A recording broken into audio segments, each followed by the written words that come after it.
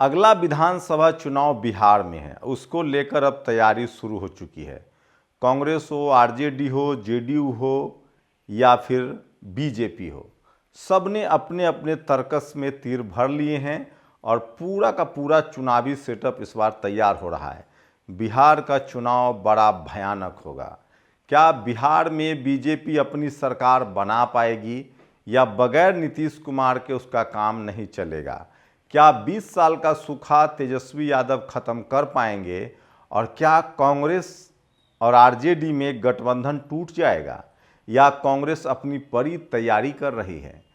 क्या अब बिहार में नीतीश कुमार, रामविलास पासवान और लालू यादव का दौर खत्म हो चुका है और क्या चिराग पासवान तेजस्वी यादव की तरह नीतीश कुमार के पुत्र निशांत की वापसी होगी? नमस्कार, मैं शंभू कुमार सिंह और आप देख रहे हैं नेशनल दस्तक। पहली बात मैं आपको बता दूं कि जो लोग आपको कहे कि चुनाव प्रक्रिया से खर्चा होता है, लोकतंत्र से आपको क्या मिला, तो समझ जाइए वो शख्स या तो संविधान विरोधी है और वो दलित, पिछड़ा, आदिवासी, बहुजन विरोधी है। हम लोग लगातार देखते रहे थे, 15 अगस्त हो, 26 जनवरी हो, इस देश की जातिवादी, मनुवादी मीडिया पहला सवाल करती थी, क्या मिला आपको लोकतंत्र में? भुखमरी है, गरीबी है। अरे ये सवाल सरकार से पूछो, 60 साल तक कांग्रेस से और अब जो सरकार है उससे पूछिए, तब जाकर आपको न्याय मिलेगा। सोचिए, मैं इसलिए कह रहा हूँ, इस देश में 90% लोगों को जो भी मिला है वो लोकतंत्र से मिला है, संविधान से मिला है। इसलिए चुनावी प्रक्रिया का हिस्सा बनिए, राजनीति में आप हिस्सेदार भी बनिए, वोट जरूर डालिए और राजनीति पर अपनी राय जरूर रखिए। अगर नहीं रखेंगे तो जो लोग हैं जो पीछे आपको ले जाना चाहते हैं, जब राजा का मन होता था तो सर काट लेता था, राजा का मन होता तो इनाम दे देता था। तो मैं फिर कह रहा हूं, लोकतंत्र शानदार है, बेहतर है, इसका हिस्सेदार बनिए। अब दिल्ली चुनाव के बाद अगला पड़ाव जो है वो बिहार का है। बिहार में अगर तैयारी के लिहाज से बात करें तो तेजस्वी यादव लगातार अपने कार्यकर्ताओं से मिल रहे हैं, लेकिन कांग्रेस ने भी अब तैयारी शुरू कर दी है। बिहार में कांग्रेस सबसे कमजोर प्लेयर मानी जा रही थी, लेकिन राहुल गांधी ने जब से जाति जनगणना का मुद्दा उठाया है, आरक्षण के कैप को 50% से हटाने का मुद्दा उठाया है और दलित, पिछड़े, किसान, आदिवासी, अल्पसंख्यकों से जोड़ने का मुद्दा उठाया है, तब से अब कांग्रेस में दम आ रहा है। और कांग्रेस के नए जो प्रभारी हैं बेल्लारू लक्ष्मण, वो लगातार बिहार में हैं और वो दौरा कर रहे हैं। जब मैं आपसे बात कर रहा हूं तो आज भी वो दौरा कर रहे हैं। वहीं बीएसपी भी पीछे नहीं है।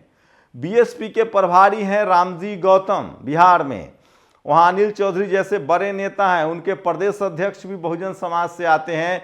उन्होंने भी आज आपको बता दें कि गोपालगंज में बड़ी बैठक की है। तो बीएसपी भी कमर कस रही है और इस बार कोशिश है कि 6 महीना पहले से चुनावी तैयारी की जाए और नतीजों में उसको कन्वर्ट कर दिया जाए। तो कांग्रेस फिलहाल तैयारी शुरू कर चुकी है, बीएसपी तैयारी कर चुकी है। वहीं अगर बीजेपी की बात करें तो बीजेपी पिछले लगभग 20 साल में 17 साल नीतीश कुमार के साथ सत्ता में रही है, 3 साल आरजेडी रही है। तो बीजेपी के नेताओं की एक बैठक हुई, प्रधानमंत्री भी वहां चुनावी आगाज कर चुके हैं, जिस भागलपुर में कहा कि लालू यादव मतलब जंगल राज है। लेकिन सोचिए, 20 साल पहले लालू यादव की सत्ता थी, 17 साल से तो आप हैं साहब। लोकतंत्र की एक खासियत होती है, देखिए, आपको इतिहास में उलझाने की कोशिश होगी, मत उलझिए। आज जो सरकार है, किसी की भी सरकार हो, रोजगार, पढ़ाई लिखाई, स्कूल, अस्पताल, दवाई पर उससे सवाल पूछिए, ये बड़ा जरूरी है। तो कांग्रेस की तैयारी है।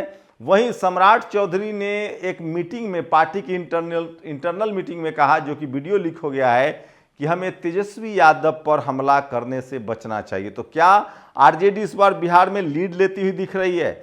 दरअसल बात गठबंधन की है। मैं फिर कह रहा हूं, यूपी बिहार के बारे में देश की जातिवादी, मनुवादी मीडिया कहेगी कि वहां जाति के नाम पर वोट होता है। गलत, बिल्कुल गलत, सबसे बड़ा झूठ और परपंच।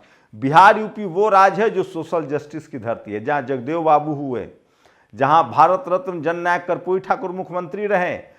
यूपी वो धरती है जहां मायावती जी मुख्यमंत्री रही। यूपी वो धरती है जहां रामस्वरूप वर्मा जैसे अर्जक संघ के संस्थापक हुए और तमाम दलित, पिछड़े, शोषितों। बिहार, यूपी जो है वो सामाजिक न्याय, संविधानवाद बाबा साहब के विचारों से लैस धरती है। यूपी में मानवर कांसीराम साहब का आंदोलन चला, तो ये जातिवादी मनुवादी मीडिया को पचता नहीं है। दरअसल जातिवाद के नाम पर बिहार और यूपी में राजनीति नहीं होती है, भागीदारी के नाम पर और सोशल जस्टिस के नाम पर राजनीति होती है। इसलिए टीवी अखबार में जो जातिवादी पत्रकार हैं उनके पेट में मरोड़ उठता है।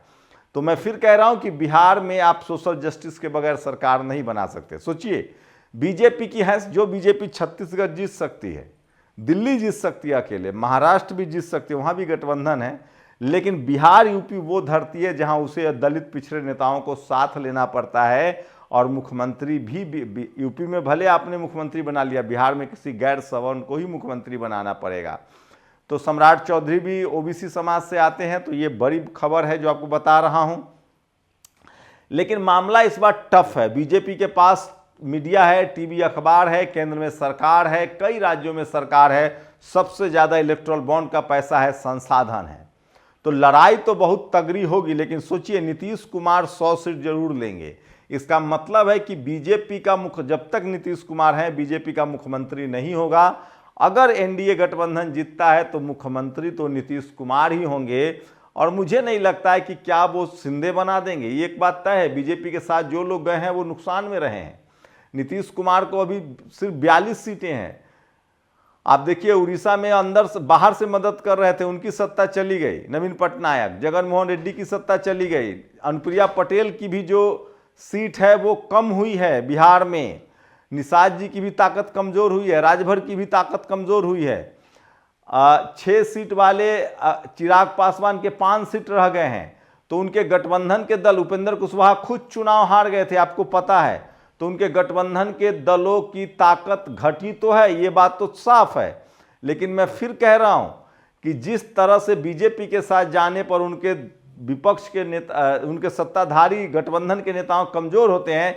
नीतीश कुमार को भी पिछली बार बड़ा टारगेट दिया गया था और वो उनको खिलाफ चिराग पासवान को उतारा गया था और वो काफ़ी कमज़ोर हो गए थे। लेकिन इस बार चिराग पासवान, मांझी, उपेंद्र कुशवाहा सब एक साथ हैं। वहीं तेजस्वी यादव भी अपना गठबंधन बढ़ा रहे हैं। मुकेश सहनी ने डिप्टी सीएम का ऐलान कर दिया है, वो तेजस्वी यादव के साथ अभी हैं।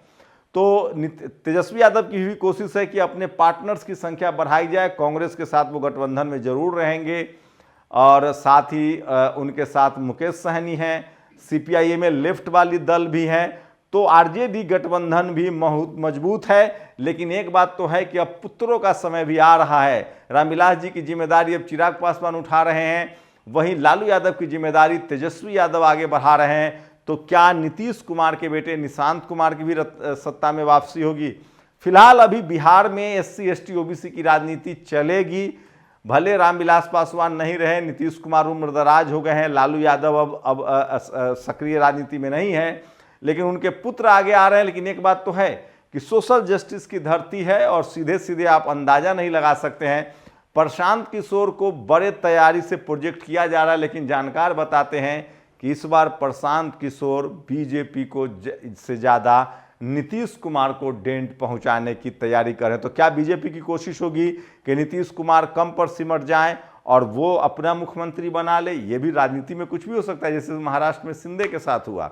मैं फिर कह रहा हूं कि बिहार वो लिटमस टेस्ट है जिससे 2029 की भी लाइन खींची जाएगी। फिलहाल बिहार बीजेपी के लिए अभेद किला है, देखते हैं आगे क्या होता है। लेकिन बिहार की राजनीति दिलचस्प है।